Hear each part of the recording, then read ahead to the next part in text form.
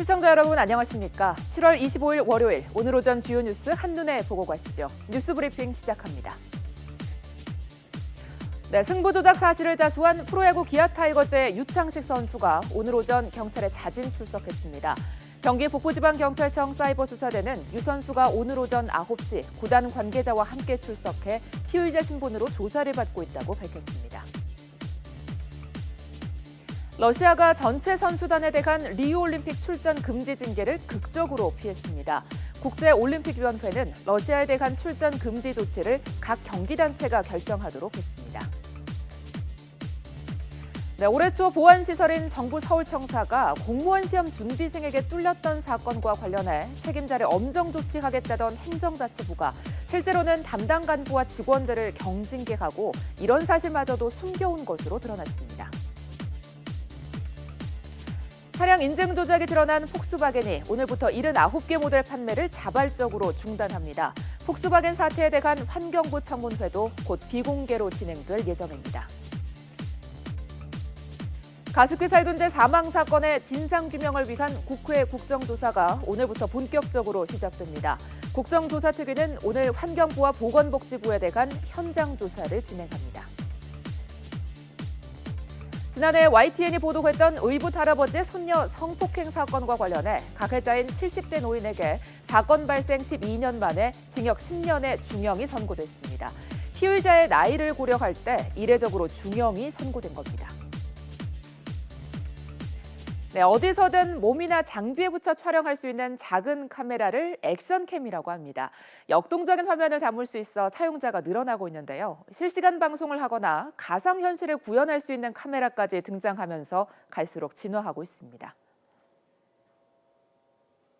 가볍고 휴대도 좋고 영상 화질도 너무 좋고 나를 표현할 수 있고 뭐 밑에서 찍을 수도 있고 위에 감각에서도 찍을 수 있고 이거를 가볍게 위치를 어디든 선점해서 그 몸에 어디든 붙여서 이 액션캠의 특징은 방수가 된다는 겁니다. 때문에 여름 휴가철, 가족 단위 피서객이나 신혼부부들의 구매가 늘면서 이 매장에서는 액션캠의 매출이 평소보다 30% 가까이 늘었습니다.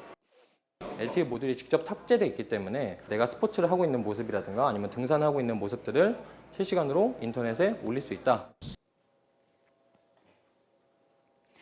새누리당 당대표 출마를 선언한 주자들이 잇따라 공천 관련 공약을 발표했습니다.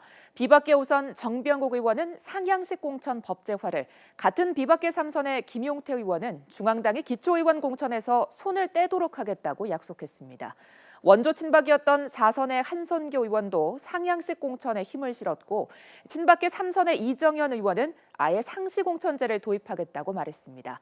반면 범친박계 이주영, 비박계 주호영 의원은 개혁 공천과 적정 수준의 물갈이를 위해 전략 공천을 가미해야 한다는 입장입니다. 어제 기자회견을 한 의원들의 말 들어보시겠습니다. 중앙당 공천권을 전면 포기하겠습니다. 상향직 공천을 법제화하도록 하겠습니다. 투명한 공천 시스템을 명문화해 어떤 세력도 사익을 위해 공천권을 휘두르지 못하도록 하겠습니다. 밀실에서 소수가 공천을 하면 악취가 풍깁니다. 이제 광장에서 국민이 공천해서 향기가 나도록 하겠습니다. 기초원들 공천을 중앙당에서 일절 손 떼도록 하겠습니다.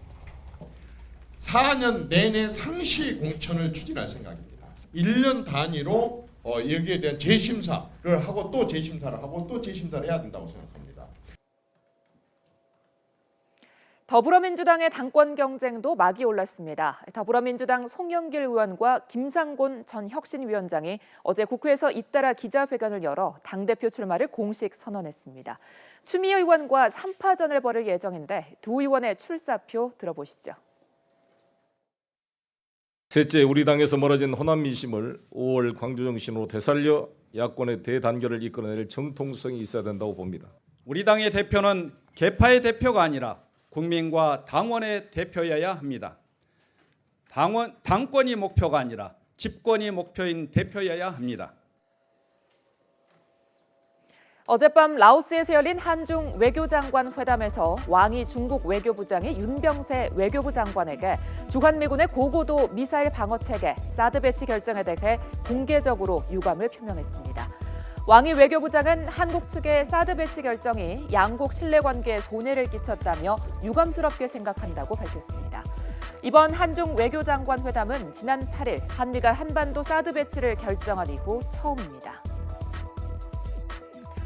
중국과 북한은 ARF를 계기로 다시 가까워지는 모습입니다. 왕이 중국 외교부장과 리용호 북한 외무상은 어제 베이징에서 같은 비행기를 라오스 비엔티안에 도착한 데 이어 이번 회의 기간 내내 같은 호텔에서 머물게 돼 언제든 마음만 먹으면 접촉할 수 있는 여건이 조성됐습니다. 이 때문에 북중 외교장관 회담이 성사될 가능성이 크다는 관측이 나오고 있습니다. 네, 오늘 오전에는 한 아세안 외교장관 회의를 엽니다. 윤병세 외교부 장관은 아세안 10개 회원국 외교장관과의 회의에서 우리나라와 아세안 간의 통상과 투자, 개발 등 제반 분야에서의 협력을 점검하고 북핵과 남중국해 문제 등 지역 국제정세 등을 놓고 의견을 나눌 전망입니다. 윤 장관은 존 케리 미국 국무장관과 기시다 후미오 일본 외무상 등과도 양자 회담을 열 것으로 전해졌습니다. 폭염특보가 전국 대부분 지방으로 확산한 가운데 밤사이 곳곳에서 열대야가 나타났습니다. 서울에는 나흘째 열대야가 이어졌고 포항 아침 기온이 28.1도를 기록하는 등 영남과 충청, 호남 지방에서 첫 열대야가 나타난 곳이 많았습니다.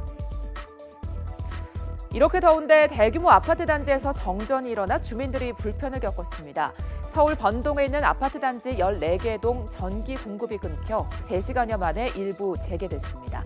정전으로 인해 물 공급이 끊기고 냉장고와 냉방기 가동이 멈추는 등 주민들이 큰 불편을 겪었고 일부 주민들은 관리사무소를 찾아와 거세게 항의하기도 했습니다. 아니 그러니까 발전기가 이럴 때 쓰라는 게 예비 발전기고 그다음 용량이 부족했다 그러면 한 대를 더 놓던지 교체를 하든지 했어야 되는 거 아니냐 그 말이오. 일단 덥고 씻지도 못하고 물도 안 나오고요. 그리고 뭐 정전이 됐는데 뭐 어떻게 언제 복구가 되는지에 대한 연락이나 뭐 그런 것도 하나도 받은 적이 없거든요.